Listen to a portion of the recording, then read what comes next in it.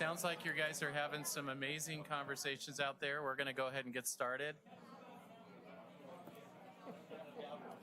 Yeah, we're going to go ahead and get started. We got the gavel going. I think that's the first time I actually used it and it worked. We're going to go ahead and call our meeting to order. City Council regular meeting, June 3rd, 2025, and it is 5 after 7. We'll go ahead and rise for the Pledge of Allegiance. I pledge allegiance to the flag of the United States of America and to the republic for which it stands, one nation, under God, indivisible, with liberty and justice for all. Awesome. Yeah, you know. All right. Thank you, everybody. Sylvia, roll call. Mayor Rosner? Here. Council President Young? Here. Councilor Browse? Here. Councilor Stankey? Here. Councilor Mays? Here. Councilor Scott? Here. Councilor Giles is absent. And Council Giles might be back a little bit later in the meeting. All right. All right, thank you. Approval of the agenda. I have a motion. I move to approve the agenda. Second. A motion is second. All those in favor of approving the agenda say aye. Aye. Opposed? Motion passes. Thank you, Council. All right, on the consent agenda tonight, we have a whole bunch of items. You're going to have to bear with me here. Item A, approval of the May 20th, 2025 City Council meeting minutes. Resolution 2025-031, reappointing Amanda Van Arken to the Sherwood Police Advisory Board. Resolution 2025-032, reappointing Brian Dorsey to the Sherwood Police Advisory Board. Resolution D, 2025-033, reappointing Chris West to the Sherwood Police Advisory Board. Resolution 2025-034, reappointing Lisa Patterson to the Sherwood Traffic Safety Board. Item F is Resolution 2025-035, reappointing Tiffany Yant, did I get that one right? To the Sherwood Traffic Safety Board. And item G is Resolution 2025-036, appointment of City Council liaison assignments. And item H, Resolution 2025-037, appointing Lester Nishimura to the Sherwood Cultural Arts Commission. And item I, Resolution 2025-038, reappointing Rodney Leister to the Sherwood Parks and Recreation Advisory Board. And the last one, Resolution 2025-039, reappointing David Shearman to the Sherwood Parks and Recreation Advisory Board. Move consent. Second. All right, motion and a second. All those in favor of approving this consent agenda say aye. Aye. Opposed? Motion passes. Thank you, Council. Citizen comments. Sylvia, do we have any citizen comments I tonight? have none, Mayor. And I'm looking online, and I don't see anybody online, so we will go right through citizen comments, and we are on to presentations. So the first item on our presentation tonight, you can probably look around the room and see there's two themes here tonight. We have our Maid Marian Court here tonight. So we have our recognition of the 2025 Robin Hood Festival Association Maid Marian Court. And Sylvia, I think we have some certificates, right? And I'm assuming we're going to want some pictures. Yes. I'm going to make you all go down there for pictures. Come on, everybody. I think she's going to do something. Oh, do you want to say something first? Yeah, I'm gonna Okay. present the girls, and Oh, yeah, hopefully yeah. they'll shake your guys' hands. Yeah. Oh, yes, Yeah, let's get that's that. right. Yeah, and then we'll do pictures at the end if that's okay.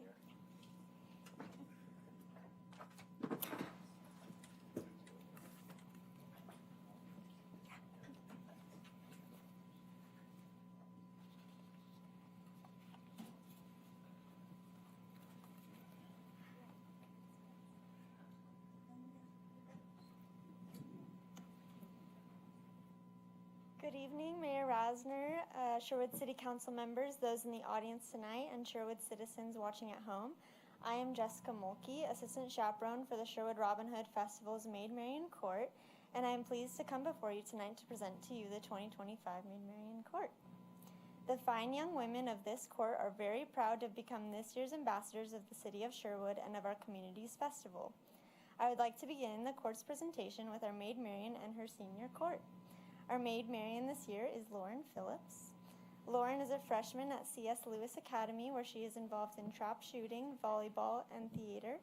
Outside of school, she loves ice skating, textile art, and shooting. She has been doing trap shooting for 1 year, going on 2, and won first at state for the novice female bracket.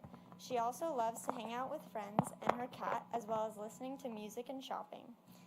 This will be Lauren's first year on the Maid Marian court. She is excited to get to know the other girls and be a mentor to the junior court, as well as have fun making lasting memories serving the community. Arabella Caldwell is a 7th grader at Sherwood Middle School, where she is involved in leadership and choir. Outside of school, she dedicates time to her love of soccer, piano, and VPA, Sherwood's local youth theater company. Arabella also enjoys spending quality time with her friends and family. She also loves to travel and immerse herself in books. This is Arabella's 2nd year on the Maid Marian court and her 1st year on senior court. She feels incredibly honored to be part of this cherished Sherwood tradition and is thrilled to represent her hometown during the 2025 Robin Hood Festival.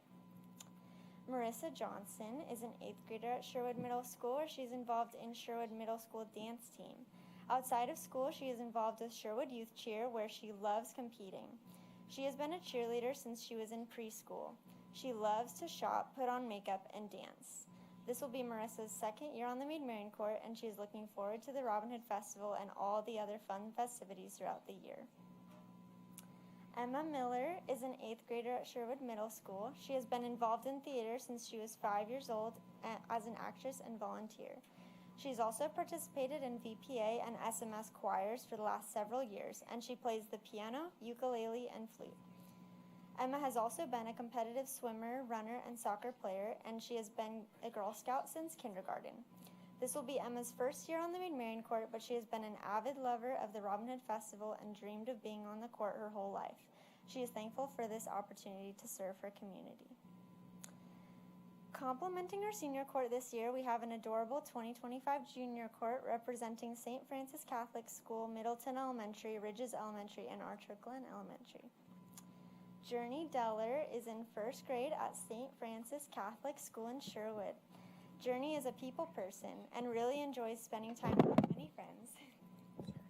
So good. She is a Girl Scout and enjoys her gymnastics and dance classes here in Sherwood. Journey also loves to swim and even has her own mermaid tail. She attends the Robin Hood Festival every year with her grandparents, who are part of the Sherwood Renaissance Singers, and has wanted to be on the Maid Marian court since she was 3 years old. She is very excited to be on the court this year. Hazel Helmick is a 4th grader at Middleton Elementary School, where she enjoys singing in choir. Outside of school, she is in cheer, soccer, and Girl Scouts. Hazel loves spending time with her beloved cat Charlie and her dog Grover. She also enjoys window shopping and cherishes time spent with family, especially her cousins and friends. A big Swiftie, Hazel loves dancing and singing along to her favorite Taylor Swift songs. One of Hazel's favorite memories was being a part of the Maid Marian court in 2024, and she can't wait to see what this year holds. Eloise McKinney is a 3rd grader at Archer Glen Elementary School, where her favorite subjects are music and social studies. She's also involved in Passport Club. Outside of school, Eloise is involved in soccer, enjoys playing guitar, and loves acting. She is currently performing as Gretel in The Sound of Music at the Sherwood High School. One of Eloise's favorite things to do is laugh with her friends, create music and dances together, and perform open mic nights at Sherwood Center for the Arts. Eloise was a Maid Marian last year and absolutely loved it, and is so excited to take part again this year. Everly Todd is a 1st grader at Ridges Elementary School. Everly lives on her family's farm in Sherwood with her parents, sister, and a variety of animals. Her favorite animals of all are, of course, unicorns, which is truly fitting to her vibrant personality. Everly's days are filled with family time, caring for animals, exploring nature, reading, dancing, and making new friends. Everly also participates in horsemanship classes and enjoys attending her church, Grace Baptist. Everly is excited to be on the Maid Marian court and is looking forward to bringing her miniature unicorn Dewdrop to the parade this summer. And that, ladies and gentlemen, is our 2025 Maid Marian court. 3 cheers for these amazing girls who make up the court.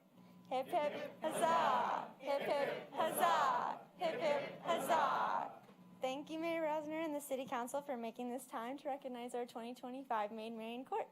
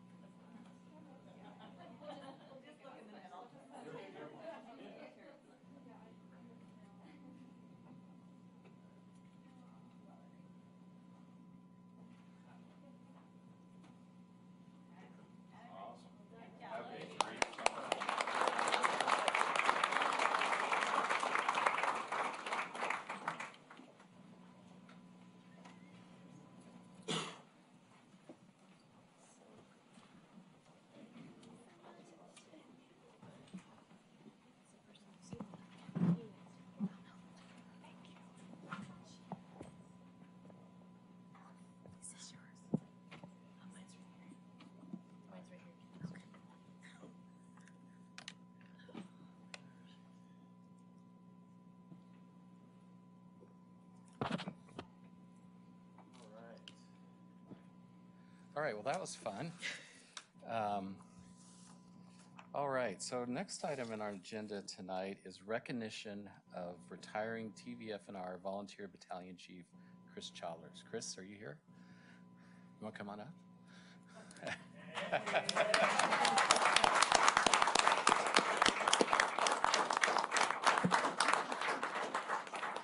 Yeah, yeah. The hot seat right there. Oh, yeah, Either one, doesn't whichever. matter.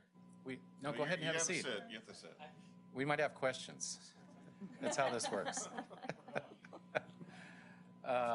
Well, thanks for coming here, Chris. Tonight we're honoring you with a certificate of appreciation. We'll come down and get some pictures of that in a second. But I just want to say a few words, and I'm going to be honest, Sylvia helped me out with some of these talking points, so I appreciate that. Thank you, Sylvia. But Chris, I understand you joined as a volunteer fire department member in 1997. Does that sound right? You worked up through the ranks of apparatus operator, lieutenant, captain, and promoted to volunteer battalion chief in 2016, which is amazing. Assisted in several Sherwood area weather emergencies, including the snow and ice storm of 2024 and the Bald Peak fire of 2020. Remember those. He has assisted at several open houses, community fairs at Station 33, volunteer recruit academies, an unknown amount of alarm responses and drills in his 28-year career. Chris is employed at his regular job at ORPAC in Wilsonville, and Chris and his wife still reside here in Sherwood. So, Chris, I can't tell you how much we appreciate your service and volunteering with this amazing fire department. We love Station 33 and all the work they do for our community, and we appreciate everything you do. Go ahead.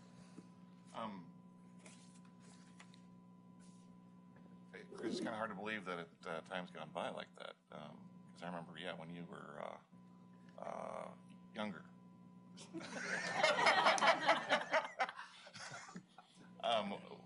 Station 33 is one of the unique stations in the fire district in that we have a volunteer corps. So it's a wonderful continuation of what we had before we joined TBF&R, and having volunteers at our station. And as battalion chief of volunteers, so you represent there's 2 other stations that have volunteers? 4? 3? So that's a great honor for you and for our community, for you rising to that rank. When did you become the battalion chief of the volunteers?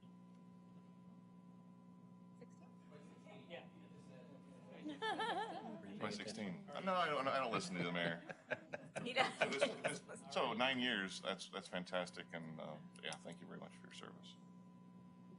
I'm curious, with your full-time job, how many hours a month or a week do you put in as a volunteer? It varies. It depends on. It's just like if calls happen, or Volume oh, versus academies versus events. but some every month at least. Oh, Oh, yeah. That's a big deal. Yeah. Any other questions? Thank you for your service. All right, we got to do What are you going to do with all your extra free time? She hasn't told me yet. Do you want to introduce your better half? This is my wife Andy. Back. Hi, Andy. 39 years.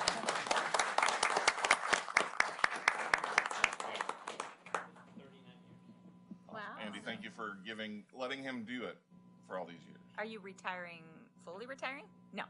Okay. A few more years. Okay. Awesome. Well, let's, I know you don't want to get up again, but we're going to go down there again and get a picture. Why don't you just get a picture? No, come on down. Come on, Dad. I figured your PR had one picture. Oh, there he is.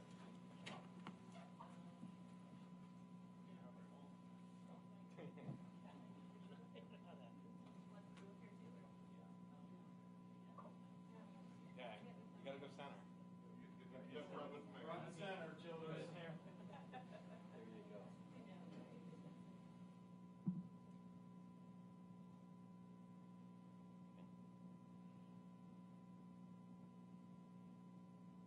Say childers. Thank you.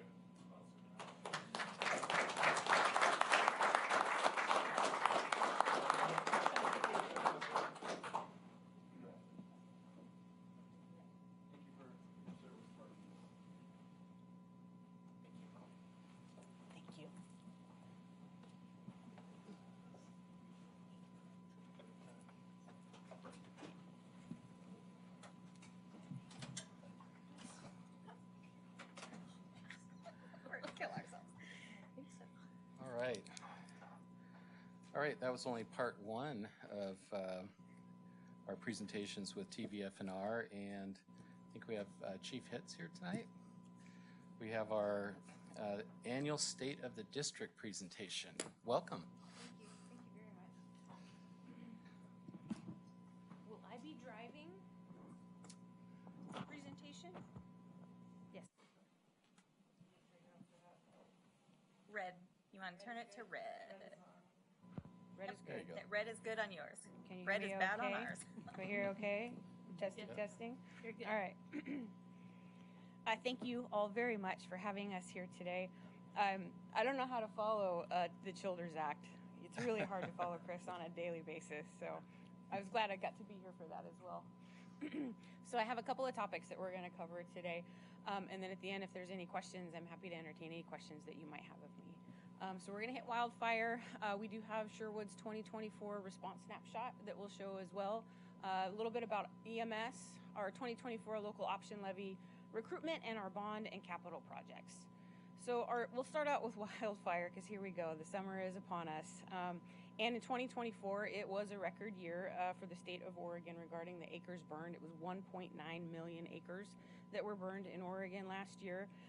So our TVFNR wildland team responded throughout the summer. So about 31 individuals responded from June 25th to September 13th throughout Oregon.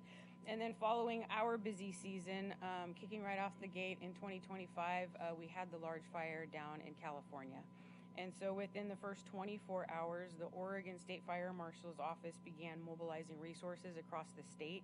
So in total, 370 firefighters across 23 counties in Oregon deployed down to California. And so TVFNR, we sent 14 personnel as part of that. And one of our battalion chiefs, he also serves as a state incident management team member. So he helped oversee those 370 Oregon firefighters down there in California. So last summer, when much of the state of Oregon was on fire, California sent firefighters up to help us, and we were very glad that we were able to help them and return the favor. So our states have a long history of supporting each other when our communities need support during wildland fires, but there are agreements in place between the states for mobilization. So that includes funding and even funding for backfilling our stations here at home so that we can maintain our staffing here at home when we have these deployments. When we're deciding what resources we can mobilize, our operations group is always looking at making sure that we're covered and we have the resources here at TVFNR service area before we deploy. So those are definitely conversations we're having right now. We're in multi-company wildland drilling right now in preparation for what's potentially to come this summer. Let's all knock on wood. So let's move on to the 2024 incident snapshot for the city of Sherwood. So there's a lot going on in this infographic. So data analytics are a tool that we have at TVFNR to help us understand what is occurring in the district, where it is occurring, and when it occurs. And so this infographic is a sample that we have here for 2024. So if we walk up from the top, so one of the things that we like to look at is what is coming in from the dispatch center. So the dispatch center is going to dispatch us on an EMS call, a fire, a hazard. But then our crews, they respond to the incident. And based on what they see there, once they get back to the station, they write a report on what they found. And so that's why you're seeing the dispatched as groupings and then how it correlates to what they found when they got on scene. We do a couple of incident subcategories in there with your structure fires. You see some vegetation fires. And while those numbers are lower, your things like a structure fire, a vehicle fire, vegetation, and even some of your larger motor vehicle collisions require multiple units to respond to those. EMS tends to be more of a single type of unit. But it's about 70% of our calls are EMS in nature. We see that district-wide, but that's also, as you can see, what we're experiencing here in the city. We also like to, like I said, we like to see where incidents are occurring. So what you're seeing there on the right is an incident density map where the red is showing where we have maybe a higher concentration of those incidents, then moving down into the orange, yellow, and then blue are some of those white areas. We tend to see, like what I'm seeing here with the city of Sherwood, clustering of incident density within our assisted living facilities where we have a larger congregation of population in a singular location. And so that's essentially what you're seeing there with your heat map. On the bottom, so that graph that's on the left where it starts with 00, that's an hour of day. So when are the incidents occurring or generally likely to occur within the city of Sherwood, starting from midnight and then running through up to through the daytime. And so as you can see, as people start to wake up and go about their day, we're going to start experiencing more call volume. And I will say both the hour of day and then the next one, which is day of week, this trend is the same for the city that we're experiencing in the district. There's nothing different that we're seeing specific to Sherwood that we're not seeing across our district. So as people tend to wake up, we're going to see that call volume, and it's really going to spike towards the afternoon. It does start to go down as the nighttime comes on, but we still have emergency incidents within the evening. On that day of week, we like to look at the distribution of day of week because we have different unit types and unit hours that we deploy. But we are a 7-day-a-week fire department. People will ask us, oh man, maybe things really get busy on Fridays, or you can probably chill out on a Sunday. No, the crews are running 7 days a week. And again, we've seen that year over year. We're not seeing a lot of differences in that. You had a little bit of a drop I can see there in 2024 with your incident volume. I don't equate a single year as a trend, so we'll just continue to watch that. You know, a lot of it just has to do with perhaps there was an individual patient that had higher needs, and so maybe it popped up, or there was growth in a certain area. But even within the district, we'll see our incident kind of increase, and then it might decrease a little bit over 390 square miles when we look at the individual trends. So we look at our cities. Each of our stations have a first due area that they support, and we don't see anything significant that makes us concerned either way. But I wouldn't say that Sherwood is on a decline of your incidents. We'll see what happens next year, but you're probably going to continue to remain in that round 2,000 incidents per year area. And I do want to note, part of being a district, the city of Sherwood has all the resources available to them with the district, and so that just identifies there on the right the percentage of the responses that you are receiving within the city by the stations, obviously Station 33, and then some of your surrounding stations. So what I mean by response, medical call Station 33 might take it, but if you have a structure fire here or a larger motor vehicle collision, you're going to get support down from Station 35 in King City, perhaps coming up from Newburgh. 34 is coming in from Tualatin, so we can bring those stations here, so we bring the personnel based on the severity and the scale of the incident.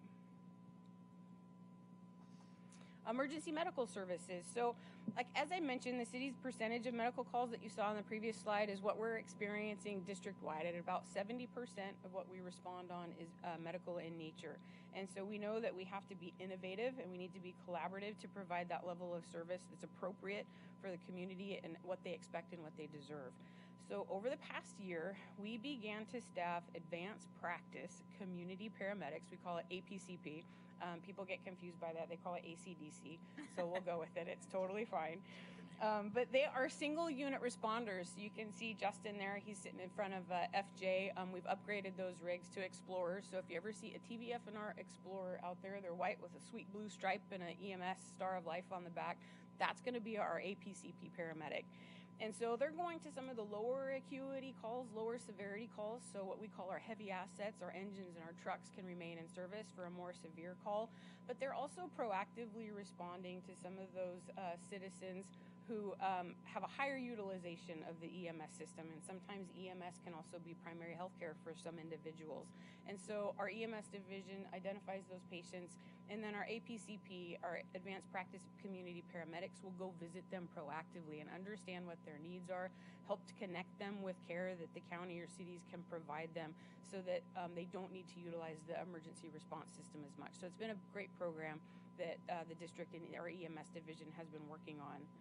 In January, we received a state grant to launch our Advanced Resource Medic Unit. We call it our ARM unit. It's out of our Station 53. So this is a 2-year pilot program that the state has provided those grant fundings for, and it's targeted at our licensed care facilities. So our paramedics have a scope of practice. There's only so much that a paramedic can do. And what that ARM unit is doing, we are partnering with either a physician assistant or a nurse practitioner. So you can see our 2 paramedics there in that picture on the right. And then we have the nurse practitioner, so that when there are certain call types or what the patient is experiencing at these assisted living facilities, like a mild asthma attack, some minor wounds, mild dehydration, some infections, generally, what we do is we transport them to the hospital because that's out of the scope of our paramedics. But when we can respond with a nurse practitioner, the goal is that they can treat those individuals within the assisted living facility, and then we don't have to transport them. So that keeps a transport unit in the emergency response system, and it also defers a patient that's going to the emergency department that are also very busy right now. And so we're really looking forward to seeing how that pilot progresses and the impact that it can have on our assisted living facilities. And then our last effort that you see that snapshot there, that picture in Washington County and Clackamas counties, it's coming from our primary ambulance service provider. So that's AMR. They are our service provider in both Washington and Clackamas counties. And that's a program called Nurse Navigation. And so that program works to connect non-emergent calls with a registered nurse that's trained in telephone triage. So somebody will call 911, and based on the triage that the dispatcher can do, they can defer that person to nurse navigation, and they can provide them support and the help that they need that's not emergency medical related. And so that's working up at our dispatch center right now. And so we'll be monitoring that. And so that'll remove some of those calls in the 911 system so our crews can remain in service when we have some of those emergencies that do need our crews to respond. And so we're also looking forward to seeing how that program works. So trying to hit the emergency medical system in a couple of different avenues. Our local option levy update. So thank you. Last spring, we came before you to talk about our local option levy replacement, and in May of 2024, our voters approved a 5-year levy that allows for us to hire 36 additional firefighters and paramedics over the next 5 years. And we project that this new levy rate will sustain us for 10 years is our goal. And so residents will see that new levy rate on their November property tax statement. So that becomes effective this July 1st. And we really want to thank you, our residents here in Sherwood and our residents across the districts, for supporting the fire district and supporting our firefighters, because our call volumes are increasing. And so what that means is we need additional firefighters in our stations to take those additional calls that are coming in. So we're really appreciative of that support from our residents. Recruitment. So there are some large hiring and retirement waves that are cyclical within the fire department. So years back, we might have had a large group of retirements that occur, right? So we need to hire a bunch of people. Well, we're at that place where those people are now retiring. And so it tends to come in waves with TVFNR. And we're in one of those waves right now where we need to do quite a bit of recruitment to replace the retirements that are occurring within our district. And our focus remains attracting the best candidates. And so we have seen some lower numbers of applicants coming in, but we continue to see high quality applicants who are drawn to TVFNR as their agency of choice. I know coming out of COVID, so from a medical perspective, with COVID occurring, it was tough to maintain paramedic programs in the colleges. To be a paramedic, it's a degree, and you need to do a ride-along with transport services or at the ER, and that was not happening during COVID. So we saw some of those numbers start to dwindle as we were coming into recruitments for 2022-23, but those numbers are starting to pop back up. But so what that does, it means we need to go into overdrive, and we need to market ourselves and make sure that prospective firefighters know that we're the fire department, that they belong. And so we continue to strengthen our partnerships with local high schools and our community college health career programs to remind them that TVFNR is here and explain the programs that we have available to them as a career. We have a Portland Metro Fire Camp that's targeted at girls and young women so that they understand that firefighting is also a career choice for women. And it continues to be an inspiring program. That's an annual camp that we do. And then we are also reestablishing our internship program. And we also have a career day. So the career day is focused on individuals that already have a career and maybe didn't think when they were younger that firefighting was for them. And so that's what the career day focuses on. And so we market that so that people can come in for a day and see if maybe throwing some ladders, maybe messing around with an vehicle extrication, that maybe firefighting might be within their future. And so as noted earlier, we are data informed, and it's not just about incidents. So we also surveyed potential and our new recruits about their decision process. Why did you choose TVFNR? What drew you to TVFNR? And honestly, many of them said social media played either a partial role or a big role in their decision to look at TVFNR more closely. And so we have worked to increase our presence in social media spaces while working more intentionally with our recruitment team to get that broader cross-section across the communities that we serve. And so for public affairs, Stefan back here, let's give a little shout to social media. And if you're not following us on Instagram, TikTok, or Facebook, even if you're not looking for a future in firefighting, you get to see what's going on in the district. And our group is doing a really good job keeping our social media active and showing our communities what we do. And then we're starting to wrap up. So let's talk about some bond and capital projects here. So in 2021, our voters approved general obligation bonds. And so those were going to be largely allocated to improvements and upgrades at our fire stations and then also our training center that you see there. Excuse me. And so this year, residents were going to start to see some of that activity. So Station 35 there, that's Station 35 in King City. And so we've started to do some groundwork there at the station in preparation.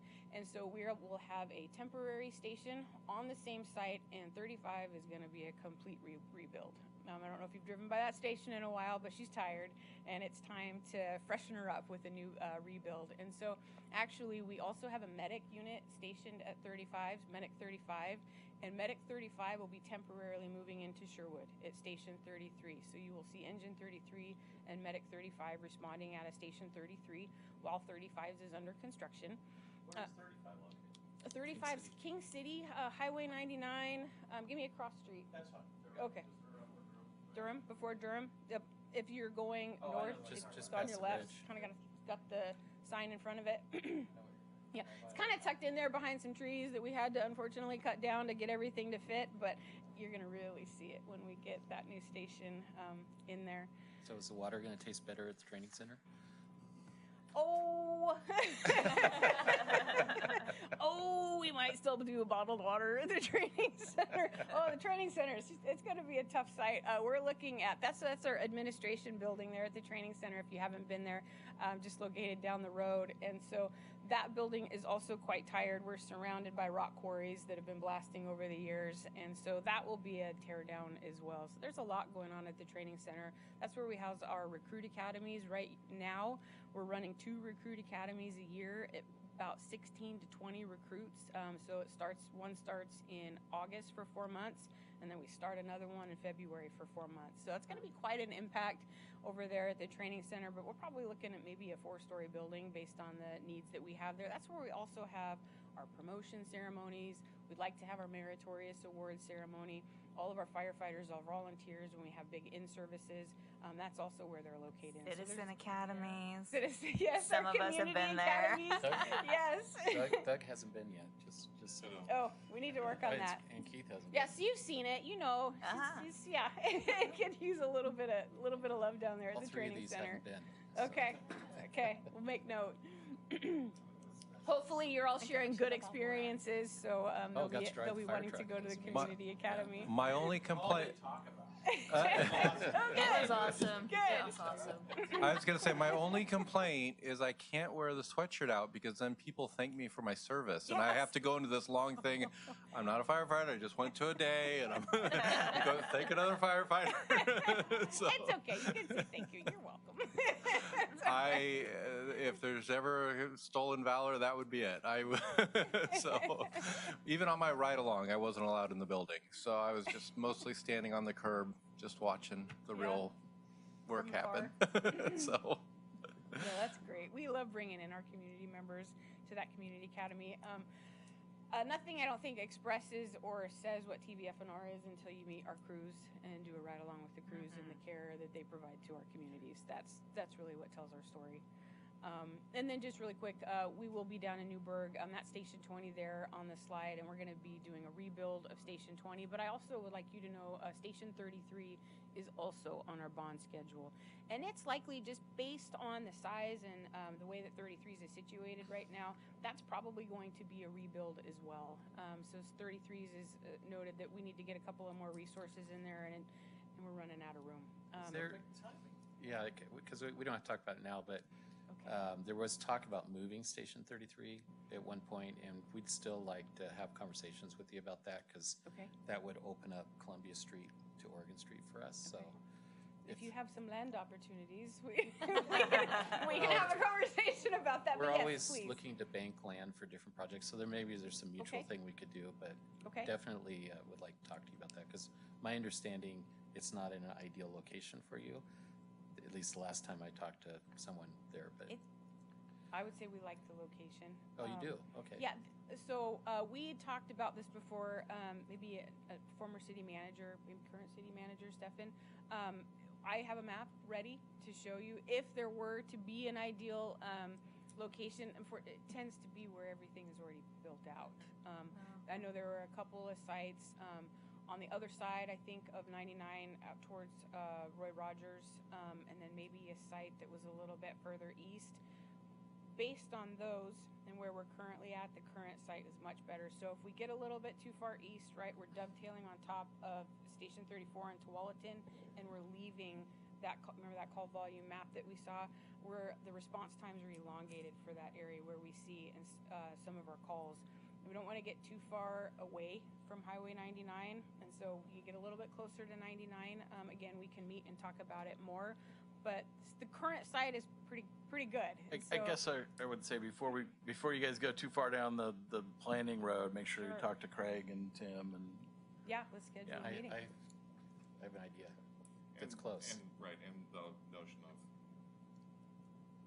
surely in all likelihood, we've got the preliminary approval from Metro to do Sherwood West. That would, in all likelihood, almost double the population of the community. the center of gravity will move, is what we're saying. Yeah, absolutely. Yes, absolutely. And But in long-range planning, you don't have to give any answers now, but I'm sure you do a certain amount of long-range planning based on decisions made by community members when growth occurs, when new stations get planted or new stations need to be bigger. I don't know the different scenarios, but Yeah. yeah. yeah, future planning, we're also looking at siting a new station in the future around Roy Rogers and Beef Bend, and that's going to be a great station. We've looked at that and how the impact would come into that west side of Sherwood as well. That doesn't seem to necessarily make sense, but I'd love to hear more. Absolutely. Absolutely. Awesome. Station 33, One- going back, getting one. myself centered. Yeah, I think that's where we're at with our bond and capital projects. I will note the dollar just doesn't stretch as much as it used to. So new stations about 5 years ago were about $8 million, and we're looking at more like a $14 million range for a new fire station now. So again, we're just really excited to upgrade some of the new fire station or our existing fire stations to more modern facilities for the firefighters that are in there. And then lastly, I just want to say thank you very much for having me out today, entertaining conversation and answering questions. We'll love to meet with you to talk about stations at another time. It's truly a privilege to serve our community, and what we can't house with me talking in addition to, but if you wouldn't mind, you're welcome to scan that QR code. It's also, I believe, available on our YouTube channel. Our media services and public affairs group did a 2024 year in review video, so you can see some of the activities of our firefighters and all of the personnel at TVFNR in 2024. And if you have additional questions, please let me know. Are there any questions? I have a comment. I have some questions. I have some questions. Do you want to do your comment first? or- Yeah, I'll just do a comment.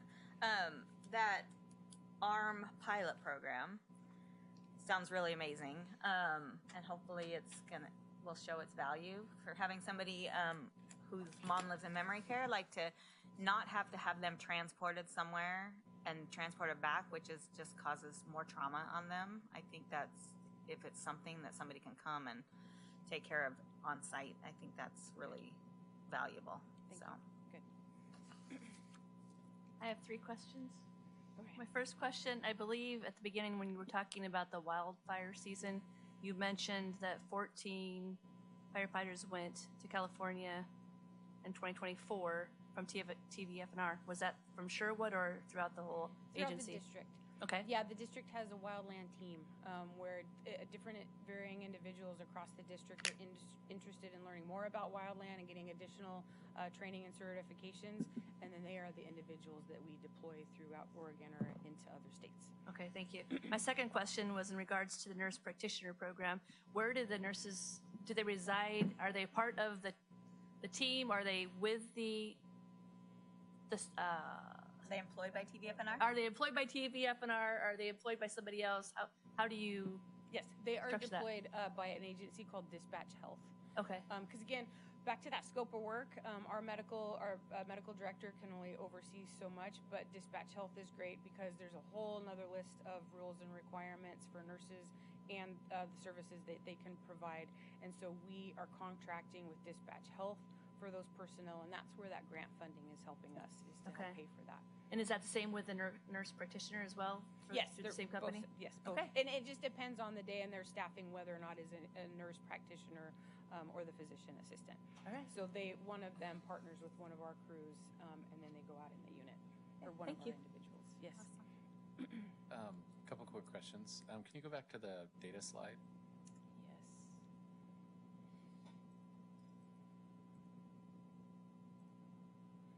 Shoop. Shoop. There it is.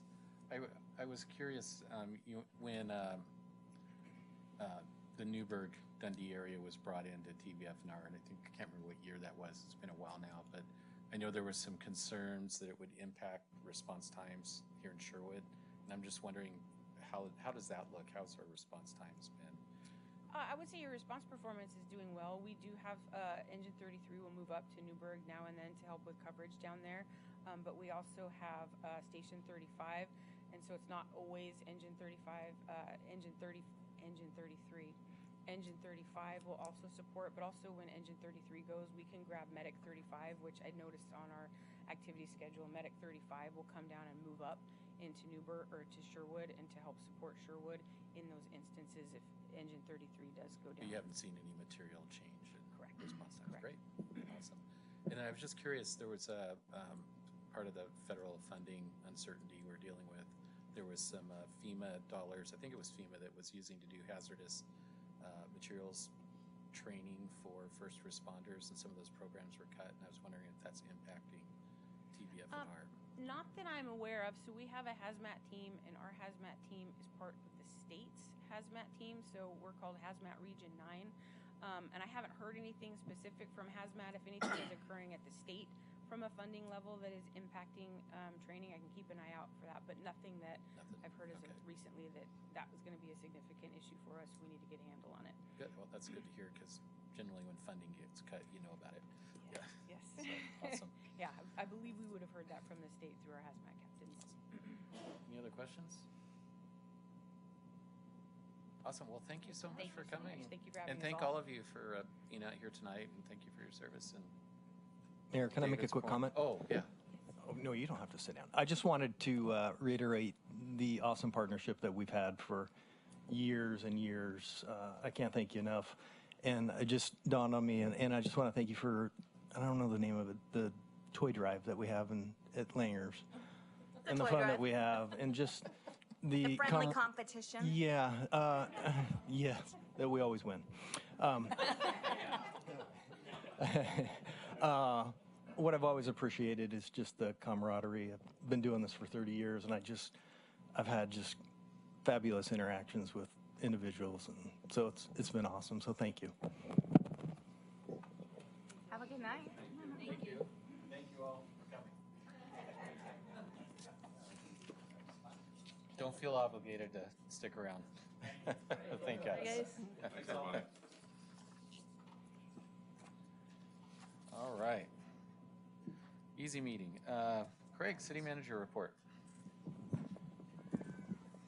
Mayor, Council, I don't have a whole lot to report tonight. I just want to remind everybody we have the third budget meeting this Thursday night at 6 o'clock, and that's all I have tonight.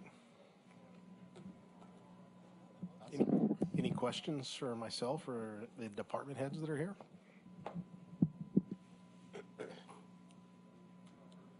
Did our water features get turned on without any problems? Yes. Oh, yeah. They are working, last I heard. Happy so, kids then. Yep. Yeah, it's been great. I assume we have spare parts. Some we do and some we don't. So that's the problem with the water feature. Yeah. Awesome. Any questions for Craig? All right, we'll move on to council announcements. We do have another executive session, and we've been here since 5. I know some of you have some stuff you want to say during council announcements, but I'm going to personally keep it short. I will start with Taylor. just have, we had a very short planning commission meeting. You can watch it online if you're interested. Nothing to report to council on that. We do have the Sherwood Pride Festival coming up on June 14th from 2 to 7 at Stella Olson Park. It's always fun, lots of music and food and celebration. Anyway, that's all I got. I don't really have much, but in honor of Pride Month, I just wanted to share a quick thought that a friend of mine who is a mental health professional stated about Pride Month. And it's about people, most definitely about people. It's not about the political piece that comes into play. And as individuals, we might not understand what it's like to walk in someone else's shoes.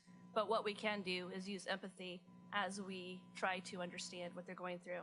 And that requires us to care. So my hope is that we can show up with kindness, with respect, and with open hearts. Awesome. Thank you, Renee. Keith? I'm good. I have a feeling we're going to hear something similar from Doug.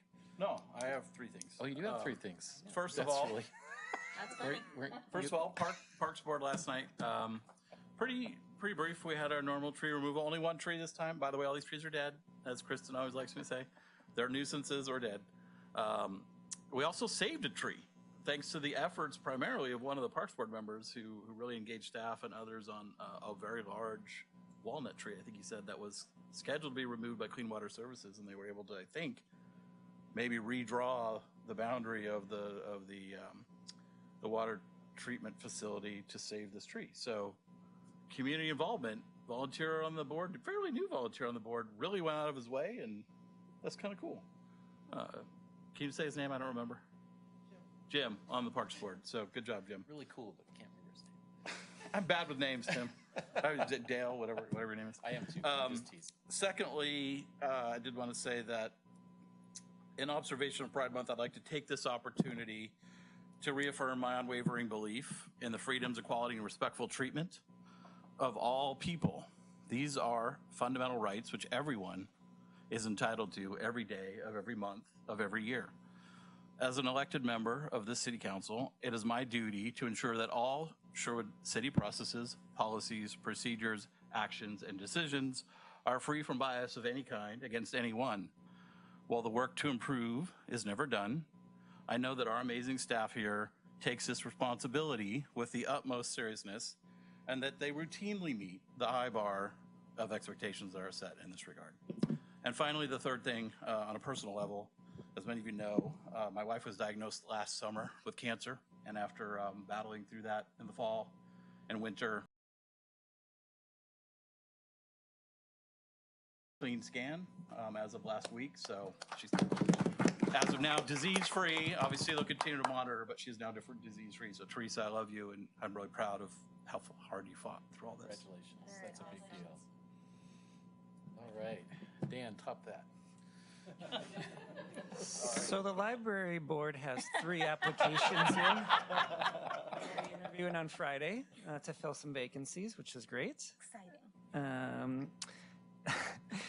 The school board met last night, just yesterday. Lot of retirements that were discussed there. It was very sentimental by the people giving the little speeches about everybody who has spent so many years working in the school district. There was a bus driver who's been driving buses for 52 years here. How long? 52 years. Wow. Yeah, he started before he had his diploma, and so yeah, it's just like it was amazing to hear all these stories. You've been driving a school bus for 52 years? That's correct. Yeah, they calculated it was like 750,000 miles that he's driven. Like to the moon and back, to the moon. He's on his second way back. Yeah. Yeah, he side hustles. And it's such a quiet, peaceful job. That takes a lot. Yeah, we got some amazing people here. They also talked about some of the surveys that this is the second year of this particular survey that they've done with both staff and parents caregivers. The staff survey improved from an 18 to a 32. The 30 to 50 range is good, and so we are into a good 100 is the most, but you know how these surveys go. So it's definitely improving. The parent caregiver score was 16 and now it's up to 36. So that's improving as well for the school district, which is great to see those numbers going up. And just we'll see next year how things are trending. And even though you have done it in the past, it would be ideal if you continue to do it each year so that we can continue to have that data. And that's all I got. Awesome, thank you. Keith, I understand you do have something after all. I do. I appreciate it. Just quickly note, it wasn't unexpected, but unfortunately on Sunday, my mother's twin sister Zetta passed away. Unfortunately, she was a victim of a horrible traffic accident 5 years ago and suffered brain damage, significant brain damage, and other things, and so she was, yeah, very much like my second mother because being twins. So, yeah, heart goes out for my mom and her brothers. So, I'm sorry to hear that. Kim. Gosh. I too just wanted to make a statement. I'm proud that I live in a city that values inclusion. I'm a city councilor. I'm proud that we have staff that works hard to ensure that our programs, services, employment opportunities, and community spaces are accessible and welcoming to all. And as a city council, that we work on ensuring that is the case as well. And I just want to remind the community of our DEI statement that we worked on a couple years ago. The city of Sherwood expressly supports and endorses a culture of appreciation for the inherent values of all persons within this community. So I believe we as a city are very welcoming to all. Thank you. Awesome. I will keep it brief.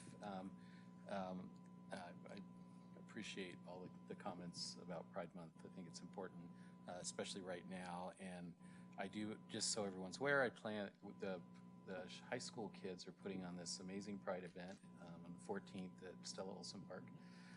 Check Instagram, check Facebook for details. Trevor, who runs that, is an amazing kid and is going to put on an amazing event.